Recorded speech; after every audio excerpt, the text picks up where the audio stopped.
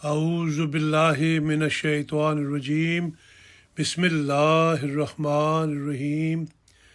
نمائندگان شورا کی ذمہ داریوں کی بابت حضور انور کا مجلس شورا برطانیہ 2023 سے خطاب۔ صحابہ سے ملا جب مجھ کو پایا۔ مسجد بیت الفتوح مارڈن لندن UK 21 مئی 2023۔ حضور انور ایدہ اللہ تعالی بنصر العزیز طاہر حال مسجد بیت الفتوح مارڈن میں منعقد ہونے والی مجلس شورا برطانیہ 2023 منعقدہ 20 اور 21 مئی 2023 کے اختتامی اجلاس میں بنفس نفیس رونق افروز ہوئے اور انگریزی زبان میں بصیرت افروز اختتامی خطاب فرمایا۔ حضور انور کا قافلہ 1:05 پر بیت الفتوح کے احاطہ میں پہنچا، جس کے بعد حضور انور اختتامی اجلاس کے لیے 1:11 پر طاہر حال میں تشریف لائے۔ کرسی صدارت پر رونق افروز ہونے کے بعد اختتامی اجلاس کا آغاز تلاوت قرآن کریم سے ہوا۔ مکرم حافظ فضل ربی صاحب نے سورہ نساء کی آیات 59 اور 60 کی تلاوت کی۔ ان آیات کا انگریزی ترجمہ مکرم جانتھن بٹرورتھ صاحب نے پیش کرنے کی سعادت حاصل کی۔ خطاب حضور انور ایدہ اللہ تعالی بنصر العزیز۔ امیر المومنین حضرت خلیفۃ المسیح الخامس ایدہ اللہ تعالی بنصر العزیز 1:17 پر مجلس شورا سے بزبان انگریزی خطاب فرمانے کے لیے ممبر پر تشریف لائے اور شاملین مجلس کو السلام علیکم ورحمۃ اللہ کی دعا دی۔ بعد ازاں تشہد، تعوذ اور سورۃ الفاتحہ کی تلاوت کے بعد حضور انور نے فرمایا کہ اللہ تعالیٰ کے فضل سے UK جماعت کو اپنی نیشنل مجلس شورا منعقد کرنے کی توفیق ملی ہے۔ میری دعا ہے کہ اللہ تعالیٰ اس کے بہترین نتائج پیدا فرمائے اور اس موقع پر کی گئی سفارشات کو بعد منظوری بہترین رنگ میں عملی جامہ پہنایا جا سکے۔ جیسا کہ میں نے اپنے خطبہ جمعہ 12 مئی میں کہا تھا کہ ممبران شورا کو یہ نہیں سمجھنا چاہیے کہ شورا کے اختتام پر ہمارا کام مکمل ہو گیا ہے، بلکہ اس کے بعد کام کا آغاز ہوا ہے۔ میری دعا ہے کہ آپ اس روح کے ساتھ کام کرنے والے ہوں، خلیفہ وقت کے حقیقی سلطان نصیر بنے اور ان مقاصد کو پورا کرنے والے ہوں جن کے لیے اللہ تعالیٰ نے اس زمانہ میں حضرت مسیح موعود کو مبعوث فرمایا۔ آج میں 1944 میں حضرت مسلم موعود رضی اللہ عنہ کے مجلس شورا پر بیان فرمودہ خطاب سے استفادہ کرتے ہوئے بعض امور بیان کروں گا جس سے ہمیں اپنی ذمہ داریوں کی ادائیگی کی طرف توجہ ہوتی ہے۔ اس خطاب میں حضرت مسلم موعود نے حضرت مسیح موعود کا مصرع صحابہ سے ملا جب مجھ کو پایا پر روشنی ڈالی اور جماعت کو ان کی ذمہ داریوں کی طرف توجہ دلائی۔ حضرت مسلم موعود رضی اللہ عنہ نے اس مصرع کی تشریح بیان فرمائی کہ اس کا یہ مطلب نہیں کہ انسان جسمانی طور پر صحابہ سے مل سکتا ہے، کیونکہ یہ قانون قدرت کے خلاف ہے۔ اس کا مطلب یہ ہے کہ انسان اگر اپنے اعمال اس قدر پاک و صاف کرے تو وہ صحابہ کا مقام حاصل کر سکتا ہے۔ صحابی کے معنی ایسے شخص کے ہیں جس کا دل خدا تعالیٰ کی محبت میں سرشار ہو، ایمان اور اخلاص سے پر ہو اور اپنے مذہب کے لیے ہر طرح کی قربانی کرنے کے لیے تیار ہو۔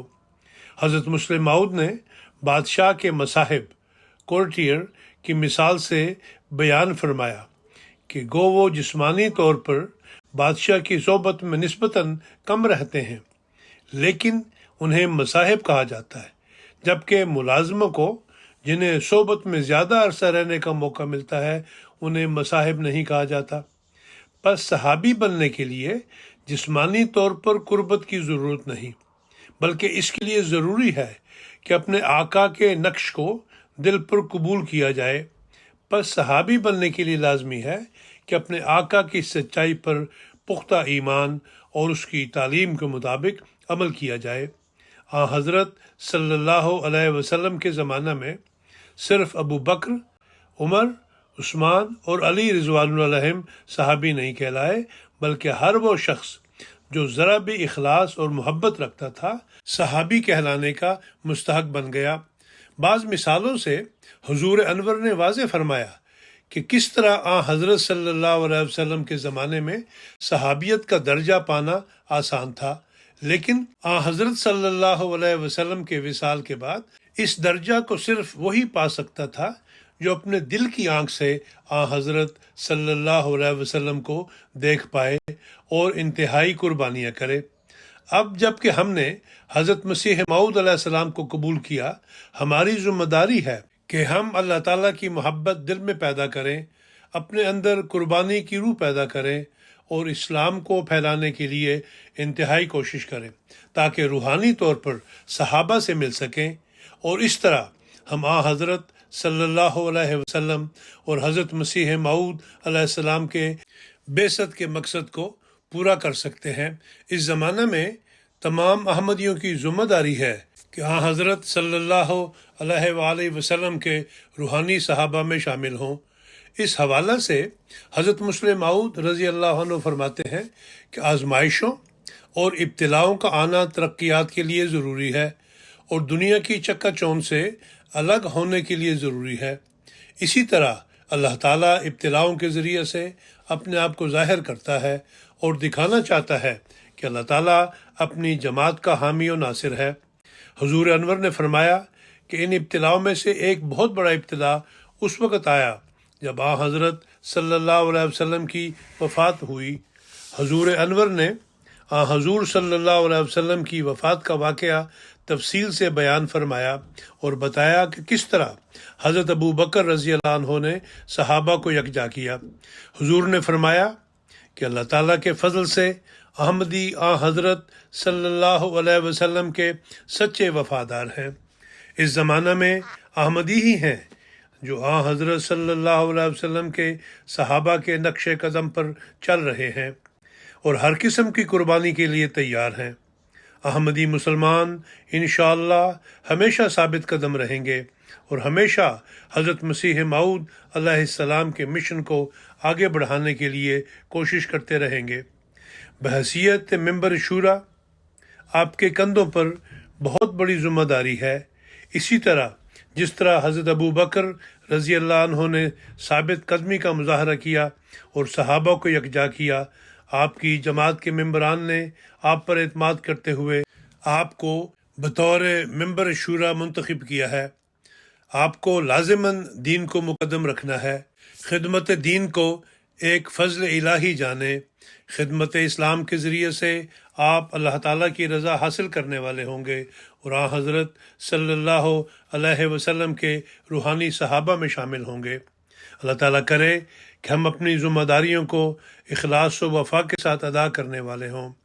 حضور انور کے خطاب کا اختتام 1:48 پر دعا کے ساتھ ہوا۔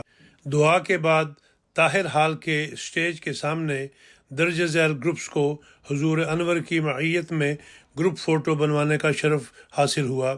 نمبر 1 نیشنل مجلس عاملہ جماعت یو کے، نمبر 2 فیلڈ مربیان جماعت یو کے، نمبر 3 نمائندگان شورا، صدران جماعت یو کے و ریجنل امراء جماعت یو کے۔ یہ تصویر 2 اقساط میں ہوئی۔ بعد ازاں حضور انور طاہر ہال سے مسجد بیت الفتوح تشریف لے گئے، جہاں پر احباب جماعت کو حضور انور کی اقتداء میں 2:15 بجے نماز ظہر و عصر پڑھنے کی توفیق حاصل ہوئی۔ نمازوں کی ادائیگی کے بعد حضور انور ناصر ہال میں تشریف لے گئے، جہاں پر حضور انور کی بابرکت معیت میں نمائندگان شورا و مہمانان گرامی کی خدمت میں ظہرانہ پیش کیا گیا۔ ظہرانے کے بعد حضور انور نو تعمیر شدہ عمارات کی بالائی منزلوں پر معائنہ کے لیے تشریف لے گئے، جہاں حضور انور نے یو کے جماعت کے بعض دفاتر کا معائنہ فرمایا، جن میں مال، تبلیغ، نو مباحثین، جنرل سیکرٹری، جلسہ سالانہ، نائب امیر اور جائیداد کے شعبہ جات کے دفاتر شامل تھے۔ اس کے بعد حضور انور نے تیسری منزل پر ڈائننگ ایریا اور مہمانوں کے رہائشی کمروں کا معائنہ فرمایا۔ بعد ازاں حضور انور نیچے تشریف لائے، جہاں بیت الفتوح کے صحن میں سینکڑوں عشاق خلافت اپنے محبوب امام کی ایک جھلک دیکھنے کے لیے منتظر تھے۔ حضور انور نے سب کو ہاتھ ہلا کر ان کے سلام کا جواب دیا اور نعرہ ہائے تکبیر کی گونج میں اپنی موٹر میں تشریف فرما ہوئے اور تقریباً 3:45 بجے کے کچھ دیر بعد مسجد بیت الفتوح سے روانہ ہوئے۔ رپورٹ مجلس شورا جماعت احمدیہ برطانیہ 2023۔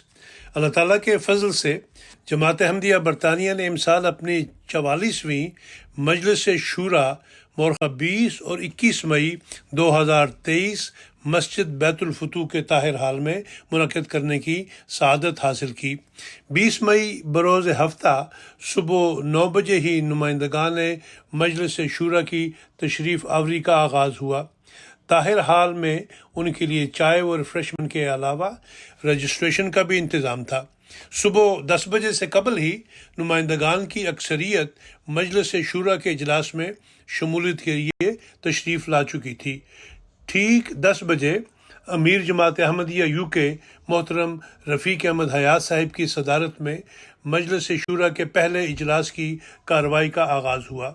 مکرم ہمایوں اوپل صاحب مربی سلسلہ نے سورۃ الشورى کی آیات 38 اور 39 کی تلاوت و ترجمہ پیش کیا۔ بعد ازاں گزشتہ سال کی شعبہ تربیت، شعبہ مال اور شعبہ امور عامہ کی منظور شدہ تجاویز پر امسال عمل درآمد کی رپورٹس پیش کی گئیں، جس کے بعد جنرل سیکرٹری صاحب احمدیہ UK مکرم ڈاکٹر مقبول ثانی سیٹھی صاحب نے امسال برطانیہ کی جماعتوں کی جانب سے بھجوائی جانے والی رد شدہ تجاویز پڑھ کر سنائیں اور ان کی وجوہات سے شرکائے اجلاس کو آگاہ کیا۔ بعد ازاں محترم امیر صاحب نے افتتاحی خطاب میں نمائندگان شورا کو خوش آمدید کہتے ہوئے حضور انور کے بعد ارشادات کی روشنی میں مجلس شورا کی اہمیت اور نمائندگان کی ذمہ داریوں کا ذکر کیا۔ امیر صاحب نے احمدی نوجوان نسل کا نظام جماعت کے ساتھ مضبوط تعلق بنانے کے لیے جماعت احمدیہ برطانیہ کی کوششوں کا ذکر کرتے ہوئے مربیان سلسلہ کی جانب سے اس ضمن میں تربیتی و تعلیمی کلاسز کے مستقل سلسلے کے بارے میں تفصیل سے آگاہ کیا اور والدین کو بچوں کے ساتھ مسجد میں آنے کی ضرورت پر زور دیا۔ محترم امیر صاحب نے بعض شعبہ جات کی گزشتہ سال کی کارکردگی بیان کرتے ہوئے ان کے سیکرٹریان کا شکریہ بھی ادا کیا۔ اس خطاب کے بعد امسال کی تجاویز کی روشنی میں سب کمیٹیوں کی تشکیل ہوئی۔ شعبہ مال کمیٹی کے صدر مکرم زاہد احمد خان صاحب اور سیکرٹری مکرم سلطان لون صاحب مقرر ہوئے۔ شعبہ اشاعت کے تحت قائم ہونے والی کمیٹی کے صدر مکرم ڈاکٹر عطا خالد صاحب اور سیکرٹری مکرم خلیق مرزا صاحب، جبکہ شعبہ تربیت کمیٹی کے صدر مکرم ابراہیم بونسو صاحب اور سیکرٹری مکرم نثار آرچر صاحب مقرر کیے گئے۔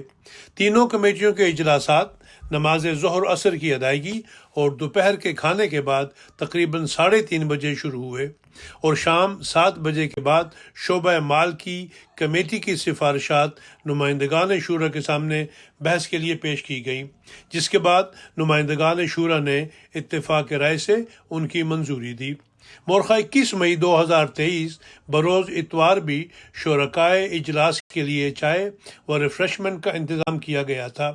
نمائندگان کی آمد کے بعد صبح 10 بجے کے کچھ دیر بعد محترم امیر صاحب UK کی زیر صدارت مکرم نسیم احمد باجوہ صاحب نے تلاوت قرآن کریم اور اس کے ترجمہ سے اجلاس کا آغاز کیا، جس کے بعد نمائندگان شورا نے شعبہ اشاعت اور شعبہ تربیت کے تحت قائم ہونے والی کمیٹیوں کی سفارشات بحث کے لیے منظور کی۔ مجلس شورا کی جانب سے ان تمام منظور شدہ سفارشات کو حتمی منظوری کے لیے حضرت خلیفۃ المسیح الخامس ایدہ اللہ تعالی بنصر العزیز کی خدمت میں بھجوایا جائے گا اور حضور انور کی منظوری کے بعد آئندہ سال ان تجاویز پر بھرپور طور پر عمل درآمد کرنے کی کوششیں کی جائیں گی۔ بعد ازاں محترم امیر صاحب نے مختصر خطاب میں مجلس شورا کے کامیاب انعقاد پر انتظامی کارکنان اور نمائندگان شورا کی شمولیت کا شکریہ ادا کیا، جس کے بعد محترم امیر صاحب کی اجتماعی دعا سے یہ اجلاس اختتام پذیر ہوا۔ اللہ تعالیٰ تمام نمائندگان شورا کو نہ صرف اپنی اپنی ذمہ داریاں کما حقہ ادا کرنے بلکہ پیارے آقا حضرت خلیفۃ المسیح الخامس ایدہ اللہ تعالیٰ بنصر العزیز کی ہدایات کی روشنی میں منظور شدہ تجاویز پر احباب جماعت احمدیہ برطانیہ کو بھرپور طور پر عمل کرنے کی بھی توفیق عطا فرمائے۔ خصوصی معاونت لطیف احمد شیخ، نمائندہ روزنامہ الفضل انٹرنیشنل۔